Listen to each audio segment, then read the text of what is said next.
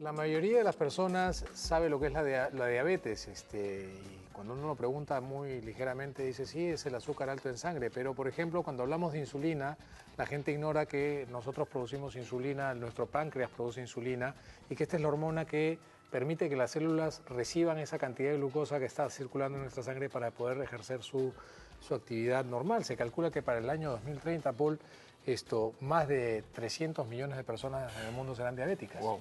Qué bárbaro, imagínate. ¿no? Y además, últimamente, en los últimos meses, hemos visto a mucha gente de nuestra sociedad con este padecimiento. Correcto. Con diabetes. Es un tema complicado y hay que prevenirlo, y para eso estamos con un endocrinólogo, pediatra, el doctor Carlos del Águila. Bienvenido, Carlos. Carlos, ¿cómo estás? Muchas gracias. Carlos, ¿cómo definiríamos de forma simple qué es la diabetes? Es un problema del metabolismo del cuerpo. Es una gran dificultad del cuerpo de asimilar el azúcar, la glucosa, que es la principal fuente de energía. Y eso debido a que nuestro páncreas no funciona adecuadamente, ¿no? El páncreas, como bien se ha dicho, produce insulina. Y el problema de la secreción de insulina, por un lado, y por otro lado, cuando esa persona, de acuerdo a determinadas condiciones, la insulina no actúa sobre el cuerpo, produce problemas. ¿Cuál es el problema? Que el azúcar, la glucosa, no entra dentro de la célula y la glucosa se acumula en la sangre. A eso se llama hiperglicemia. Entonces, el diagnóstico por eso se basa en detectar qué pacientes tienen el azúcar elevado.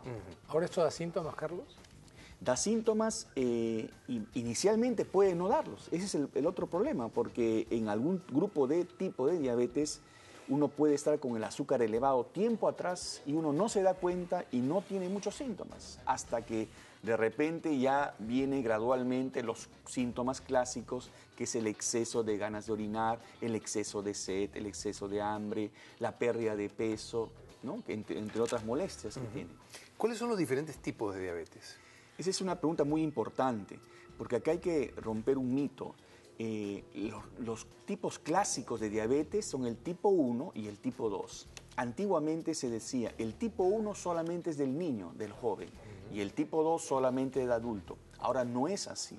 Ahora, por diferentes motivos, especialmente el factor ambiental, es de que el tipo 2 puede aparecer en niños.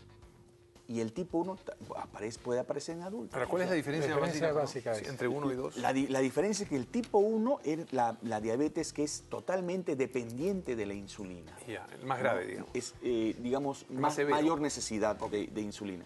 En el tipo 2 hay insulina, pero esa insulina no actúa, no puede funcionar. Entonces son dos mecanismos de enfermedad diferentes. En uno es parte de lo que se llama en medicina una destrucción autoinmune, ¿no? El mismo sistema de defensa no reconoce al páncreas como propio y comienza a atacar a su propio páncreas. En cambio, en el tipo 2 hay un exceso, generalmente que es el exceso de peso, que condiciona que el páncreas se canse, se agote, y por eso es que entran a los estados de enfermedad. ¿Por qué cada vez vemos a más gente con diabetes? ¿O nos enteramos de que hay más gente con diabetes? ¿Cuál es?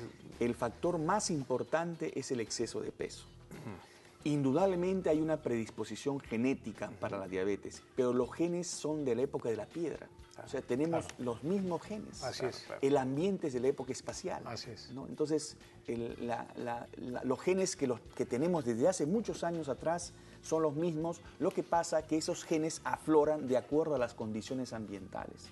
Hemos estado acostumbrados a un organismo en donde el gen era un gen ideal, un gen ahorrador, un gen que permitía almacenar en los momentos que había alimentos, pero en las etapas donde había hambruna permitía también gastar lo necesario. Era un gen ideal, pero en esa época pues, el ser humano era más activo, tenía otro tipo de gasto. Tenía lo que no se tiene ahora. Lo que no se tiene ahora. Entonces, esos mismos genes, en un ambiente de sedentarismo, de poca actividad física, de comidas chatarras, de exceso de calorías, ¿no?